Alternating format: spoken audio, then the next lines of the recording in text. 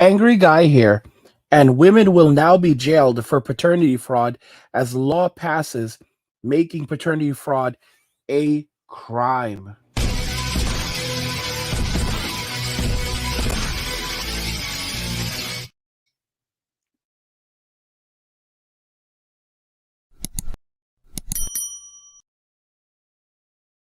Guys, if you're enjoying this content, please help get this channel to 100,000 subscribers on its journey to 2 million by subscribing to the channel if you already haven't, liking the video, and turning on notifications to never miss another video ever again. Now let's begin. Women will now be jailed for paternity fraud as a law passes making paternity fraud a crime. Let's go ahead and jump right into this. So, as you guys can see, we have a lot to cover. Did Tennessee pass a new paternity bill? What to know? So, yes, they did actually. And it's not a bill that people think. Originally, the bill proposed that an unmarried man would be required to take a DNA test proving paternity before he could sign the voluntary acknowledgement of paternity and have his name on the birth certificate. So the bill did not actually pass. The bill was filed at the beginning of 2022 legislative session and passed through one subcommittee before being deferred and placed on the Civil Justice Committee calendar 3 times. Ultimately, the bill was diverted to summer study where it passed away. However, did a parentage fraud bill pass into law? And we talked about this in another video, but there's a lot more information that you guys have to know regarding this. So the same person who filed the bill, same Congressman Parkinson, filed a similar bill, HB 20, a similar bill to 20 HB 2698 during the 2023 legislative session. That bill did pass. It was signed into law, and the law says that anyone who establishes a person as the biological parent of a child with intent to deprive the actual biological parent from their parental rights is guilty of a crime. And this is actually now a Class B misdemeanor. Now, many of you are like, oh, well, this doesn't matter. It's just a Class B misdemeanor. The maximum that they'll face is 6 months in jail and a $500 fine. However, that's not actually correct. When we look into this further, there is actually much more to the story than that. We went ahead and we did some additional research, and basically, this is only the start of the woes for women in Tennessee. They could actually be facing a much more time, larger time in prison for this as a result of the bill. So as we know, a lot of these women are pathological. If they do it once, they will do it again. They will go right back to, rinsing and repeating the same exact toxic behavior. Well, this is where they're going to get into trouble. So the new paternity fraud law that Tennessee passed, which makes it a crime to establish a person as the biological parent of a child with intent to deprive the actual biological parent from their parentage. This specific form of fraud is now a Class B misdemeanor. The law does make exceptions for children conceived out of unwanted intimacy, or if the child has been in the process of being adopted, or the victim of the offense was the defendant's spouse at the time of the offense. But here's where things get very intriguing. So the penalties for a Class B misdemeanor in Tennessee, a Class B misdemeanor carries a maximum sentence of 6 months in jail and a $500 fine. The judge has several options when imposing misdemeanor sentences, including jail time, probation, sentencing alternatives, and diversion. The judge may sentence a defendant to any jail term that's within the limit for that misdemeanor class. As for upgrading the charges, in certain cases in the law provides enhanced felony penalties for repeat misdemeanors. What this means is that if women, and a lot of Black women, they do this to multiple men, they have multiple baby daddies, and they deliberately put the wrong names on the birth certificate. So there's a lot of women walking around out there that have multiple kids, and they have multiple names of different guys on those birth certificates, and those kids are not theirs. Well, guess what? If they are found doing this multiple times, right, then the charges can be upgraded, And if the offense involved, for example, the same victim, there's different, right? A defendant faces a Class C felony. Several misdemeanor offenses also carry felony penalties when when the level of harm to a person or property, such as basically denying them the access to their child, or the rightful parent. It's pretty significant. So we're going to talk about the upgraded charges. In Tennessee, repeat offenses of certain misdemeanors can result in enhanced penalties. The specific upgraded charges and its associated penalties would depend on the nature of the repeat offense and discretion of the court. If a Class B a misdemeanor were to be upgraded, it would likely become a felony.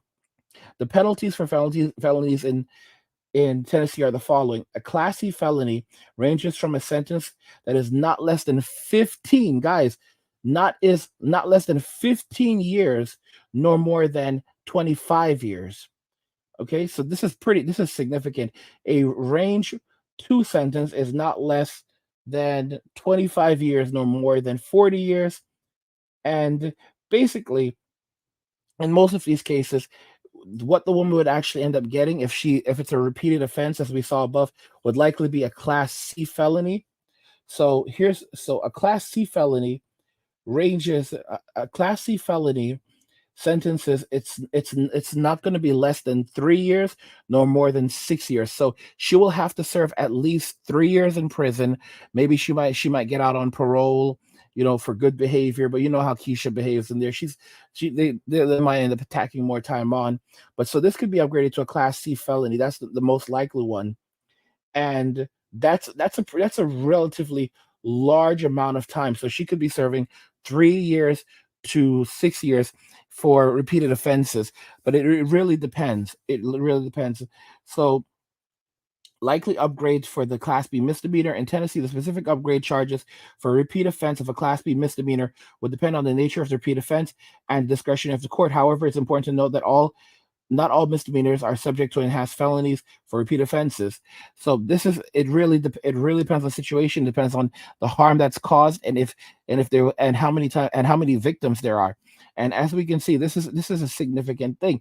Not only that, by the way, even though the mandatory testing DNA bill, was defeated, the same congressman resubmitted it again in 2023. So he submitted it the first time in 2022, and it passed, and it passed away, it didn't go through. He submitted it again in 2023, and it failed to go through again.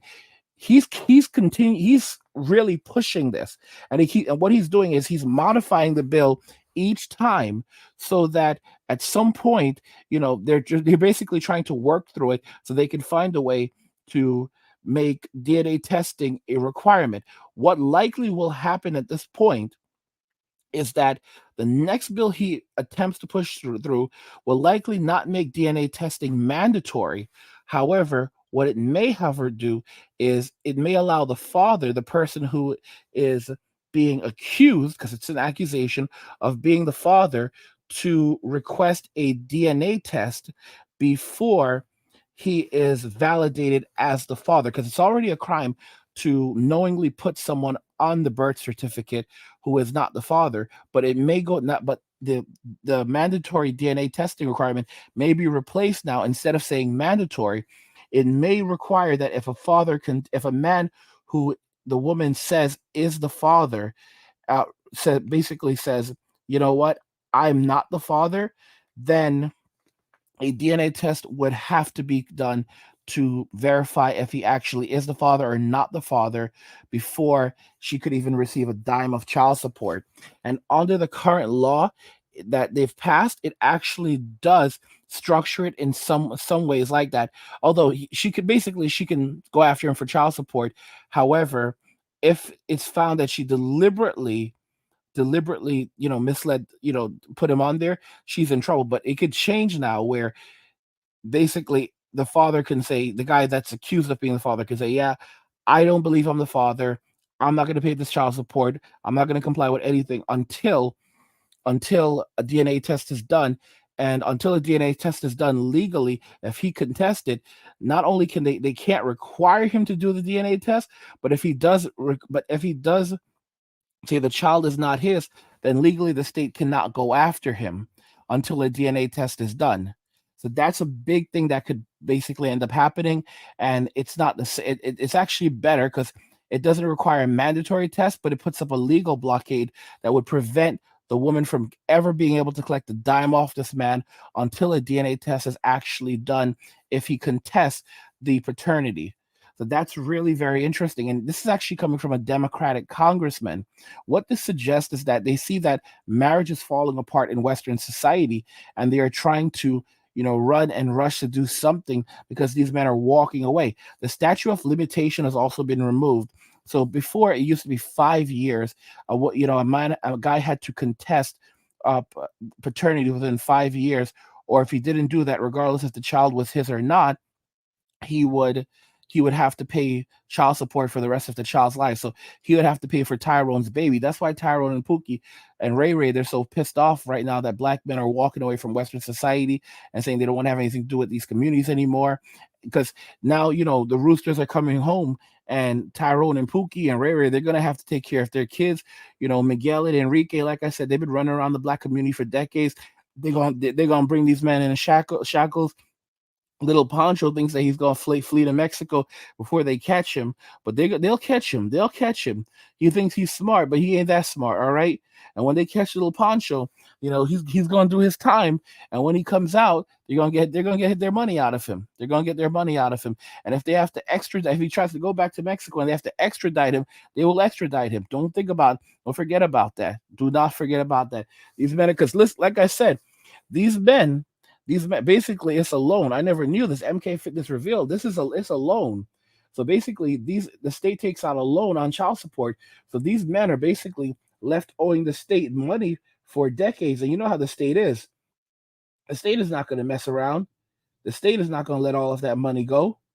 Y'all think the state is going to let all of that money go? They're going to surrender all that money? Heck no. Heck no. The state is not going to surrender all of that money. They're not going to say, okay, here you go. We're going to forgive you of this. No, they're going to say, we want our money. We want our money, and we're going to get our money. We're going to get our money, and that's it. And they're going to have to come up with their money. They're going to have to pay the state. They're going to have to give the state's money, or else the state is going to come after them one way or another. You don't just get away with it like that. A lot of y'all know how it is. A lot of y'all that have had to deal with the system know how difficult it is. And Little Pancho is going to have to find the state's money and pay up for that.